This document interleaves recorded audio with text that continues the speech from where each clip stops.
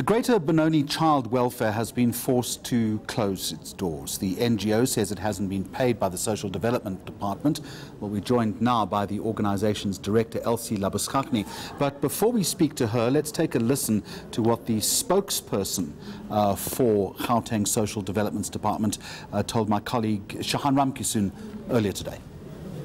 When people find themselves into a situation where they have no means of actually continuing to provide service, it's an unfortunate arrangement. It really hasn't much to do with government. It has to do with the dry in donor funding generally. And that matter is receiving attention at national government. There's been parliamentary processes there. Because what happens is that the entire NGO sector is completely reliant on government. They can't be raised anywhere. So whilst we're doing our processes, there are no reserves, there are no savings that they can tap into, which is an unfortunate situation. And I think perhaps we as a society, we need to respond to that and probably find means that other sectors, private sector and so on, need to come on board to look at assisting NGOs. So what happens to this NGO or the Greater Benoni Child Welfare? What happens to them in the time being? How do they pay their staff? How do they pay the bills? How do they look after these kids? No, they have been paid. I think if they're not paid yesterday, the money is in their account today. They are amongst those that have been processed. Look, it is unfortunate that we needed to follow due process, but they have been paid, and it took some time to delay, but they have been paid. Elsie Labuschagne, good afternoon to you. Good afternoon. Have you been paid? No, sir, unfortunately not. They say most probably by Monday. So we have currently no money in our account to even pay our water and lights. So he spoke to us a little earlier representing the Gauteng government. He said you have been paid. He's lying. He is lying, sir. Because I've spoken to Pumla and Corsi from the department in Germiston, and she said that there is a voucher lying there for us, and most probably they will pay it by tomorrow, but it takes about 48 hours, so we will have the money in our account on Monday. How much money are we talking about? It's about, it's a fourth of 3.2 million, so it's quite, I think it's about 600,000 rand. So how long have you been without money? How long have you been in this difficult position where you've been having to rely, I understand, on your reserves? April and now May as well. And what impact is this having on your ability to operate? It's a huge impact because we have to struggle to get food on the table for the children, and we also have to render services to foster parents and their children in Davidton. So our staff has to travel up and down, and it's petrol money and it's food money for the children, and our salaries of our staff is not been paid, and we're talking about 29 staff members whose debit orders has not gone off. So there's many things that we have to think about. As a result of this, is the safety or the welfare of the children, and even basic things like putting food on the table, is that still happening at this point? We are. Because will they eat a meal tonight? They will have a meal because there's donors coming in during the day, and even yesterday people were donating bread. This afternoon there's the Lions that came and they brought us some food. So we are very privileged that the community has really stepped up since April in helping us with donations and feeding our children. And we also have a charity shop, so we use that money specifically to pay for the food for the children. How do you find yourself in this position? I don't know if I must laugh or cry or be angry, because you know what, staff are looking to me as the leader, and the children are, and no, the children doesn't know what is happening. It's just me worrying, where am I going to get food for them for the next meal? How are we going to get them to school?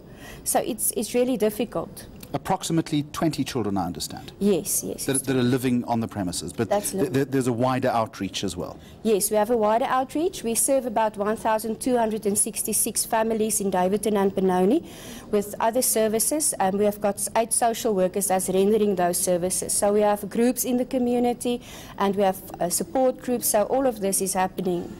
Ms. Labuschagne, notwithstanding the admirable work that you're doing, does the Gauteng government have a point when he said there is not much that provincial government can do?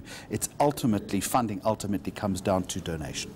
It comes down to donations, so we are definitely, there's about 800,000 rands a year that we need to come from donors, and we have many donors that has been supporting us, and we are thanking them for that.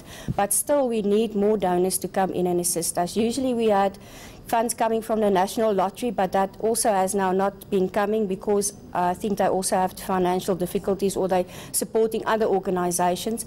So we are struggling in that aspect, that we are not getting funding. Does the Gauteng government have a point when it says there's not that much it can do apart from the money that it owes you, and obviously there is a bureaucratic process that needs to be followed before the money arrives in your account? I mean, you're not blaming them, are you? Or perhaps you are, I don't know.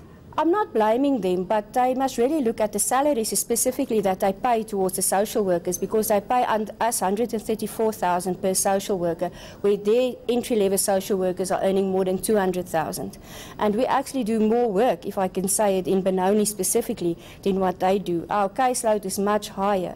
So I think they must maybe just review what they give us, and they pay us 96 rand per child, which has to include the house mother's salaries and all the other medical things that we need to do and assessments for the children. So that means they pay more for what the children that's in their children's homes that is placed under the same circumstances. To answer his point, are NGOs, yours included, too reliant on government for that stipend? We are reliant on it because we're doing their work. Are you too reliant on them?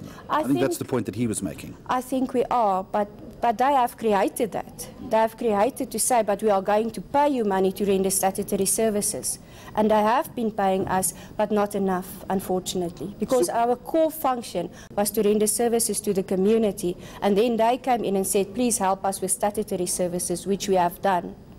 Define statutory services for me. Statutory services is services that we render in terms of the Children's Act. We attend court cases, we remove children, and we write reports to keep children in alternative care. For which you are paid a fee?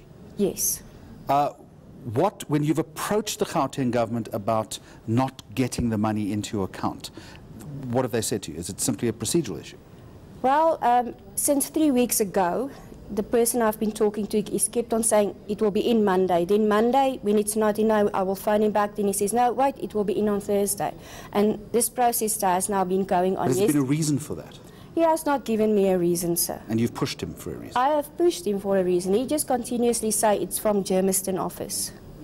The DSC Germiston has not paid the funding yet. So you should have the money by tomorrow, you say? He says so, but Pumla says that most probably by Monday, because it takes 48 hours for the run to complete. All right, well, we'll leave it there, and we'll see whether the money comes through. Thank you very much for joining us today. Thank you, sir. Elsie Labuschagne from the Greater Benoni Child Welfare.